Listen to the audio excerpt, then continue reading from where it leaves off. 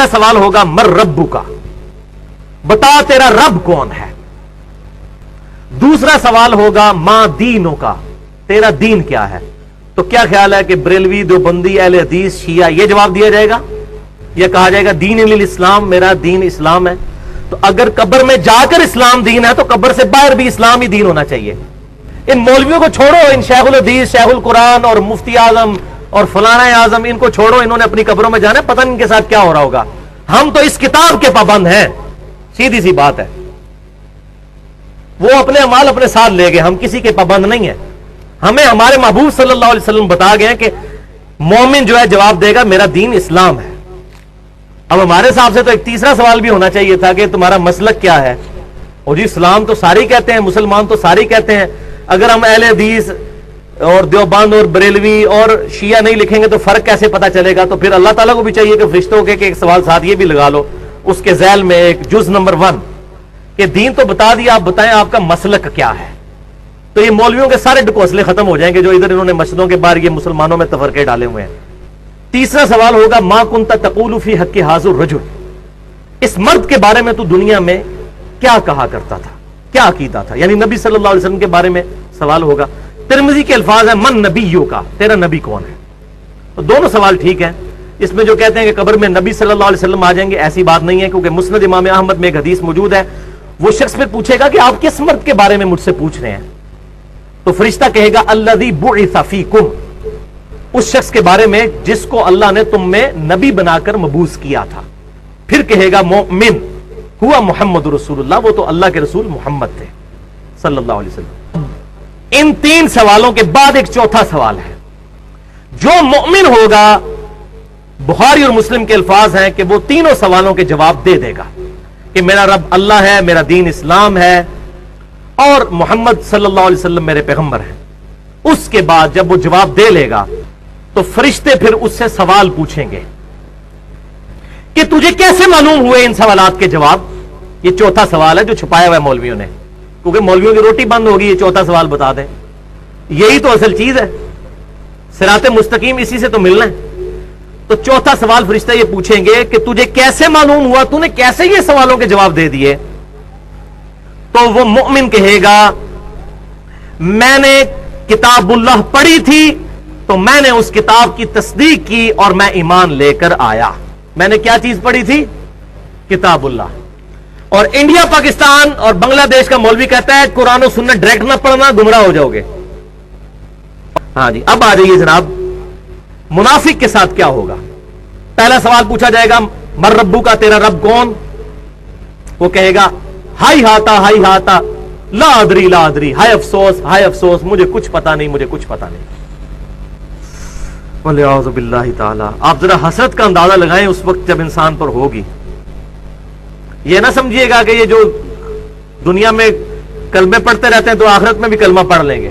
اس طرح نہیں ہوگا، اتنا سوکھا کام نہیں ہے.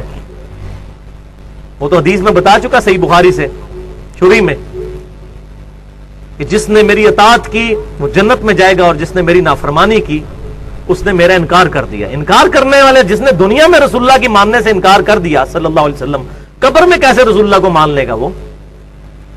اللہ اکبر. منافق سے دوسرا سوال ہوگا، وہ کہے گا مجھے نہیں پتا. تیسرا سوال ہوگا، مجھے کہے گا مجھے نہیں پتا. اللہ اکبر. پھر چوتھا سوال اس سے ہوگا، وہ تجھے سوالوں کے جواب کیوں نہیں آ رہے. فرشتے پوچھیں گے یہ چوتھا سوال منافق سے یا وہ جو گناہگار شخص ہے اس سے.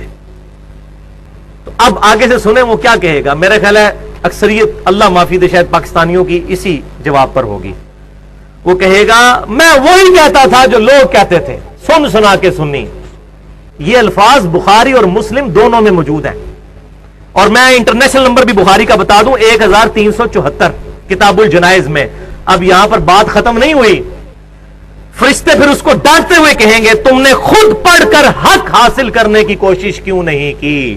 یہ بھی اسی بخاری 1374 میں الفاظ ہیں. تم نے خود پڑھ کر حق حاصل کرنے کی کوشش کیوں نہیں کی. آگے پھر میں حق بجانب ہوں نا کہ پھر وہ آگے اس کو کہنا چاہیے. وہ قیامت والے دن تو کہے گا، وہ امام الانبیاء کی دعوت قرآن والے میں بھی ہے، اے اللہ ہمارے بزرگوں کو دگنا عذاب دے کہ ان کی وجہ سے ہم گمراہ ہوئے. تو پھر وہ کہے گا نا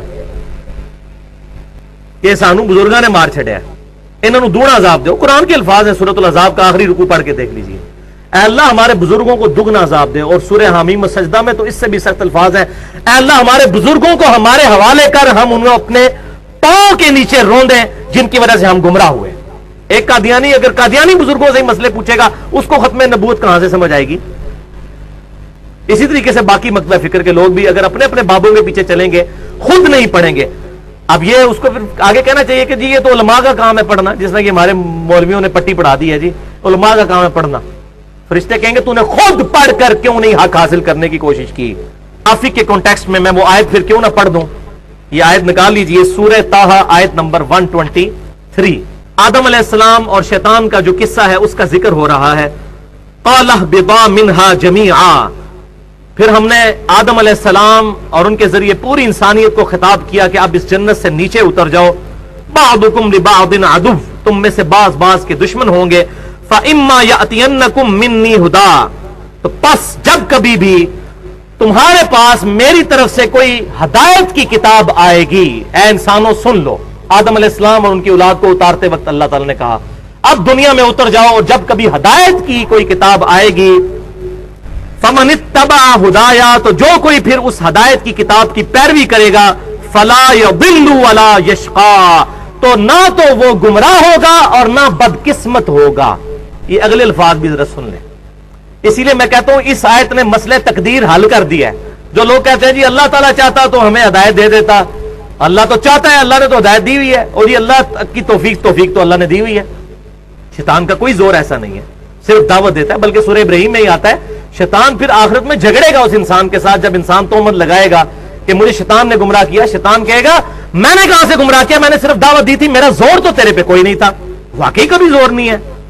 آج گورنمنٹ آف پاکستان اناؤنسمنٹ کرے کہ فجر کی نماز جو تکبیر اولیٰ سے پڑھے گا اس کو 5,000 روپیہ فی نماز دیا جائے گا. شیطان سارے دنیا کے اکٹھے ہو جائیں، شیطان کا باپ بھی آ جائے، کسی کو مسجد میں جانے سے نہیں روک سکے گا. یہ سارے شیطان ختم ہو جائیں گے خود بخود. تو ہم اندر کی ہماری اپنی ول ہوتی ہے، ہماری اپنی خواہش ہی نہیں ہوتی.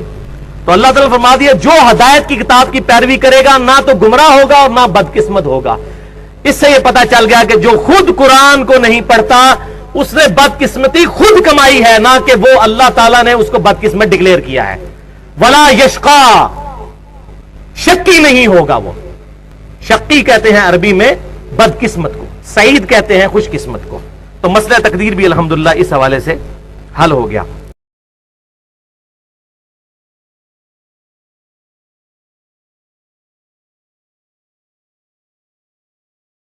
مجھ سے نہ گلا کریں، پہلے آپس میں یہ ایک ہو جائے پھر مجھ سے گلا کریں. خود ایک دوسرے کے بزرگوں کی غلطیاں نہیں نکالتے.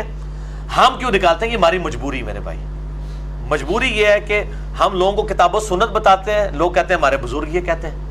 مسئلہ 71B کے میں نے تمہیدی 25 منٹ بتائے کہ میں نے بزرگوں کی غلطیوں کا ٹھیکہ کیوں لیا. میں کوئی اور ٹھیکہ لے لیتا جس میں زیادہ نفع ہوتا. یہ اس لیے لیا کہ جب ہم لوگوں کو کتاب و سنت بتاتے ہیں، لوگ کہتے ہیں یار ان بزرگوں نے تو نماز کا طریقہ یہ لکھا ہے، وہ تو یہ کہتے ہیں. پھر میں نے کہا یار بزرگوں سے ہی پہلے جان چھڑائی جائے، اپنے اپنے بزرگوں سے جان چھوڑیں گے تب کتاب و سنت سمجھ آئے گی. تو پھر جب ہم نے اشرف علی رسول اللہ، چشتی رسول اللہ لوگوں کو دکھایا، لوگوں نے کہا یار اتنے بڑے بزرگ اتنی بڑی بلنڈر کر سکتے ہیں، تو ہو سکتا ہے پھر جو آپ مسئلہ بتا رہے ہیں اس مسئلے میں وہ غلط ہی ہوں. ہمیں یہ کورالری کے طور پہ کرنا پڑا ہے، ایبسولوٹلی نہیں، یہ ریلیٹیولی کرنا پڑا ہے. وہ میرا مسئلہ 71B انڈیا اور پاکستان کے بزرگوں کی 19 گستاخانہ عبارات کا تحقیقی جائزہ. اس میں میں نے بتایا کہ میں یہ کرنے کیوں جا رہا ہوں.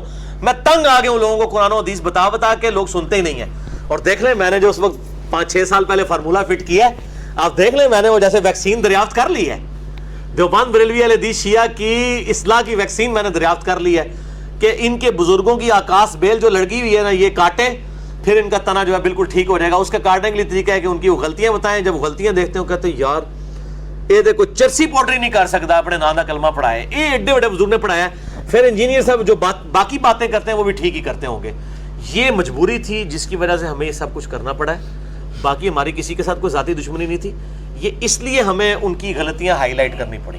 کوئی شوق نہیں تھا واللہ گالیاں کھانے کا، یہ مجبوراً ہمیں کرنا پڑا ہے. اگر اس کی کاسٹ کے اوپر ہمارا کتاب و سنت کا کام بڑھتا ہے تو ہم ضرور کریں گے.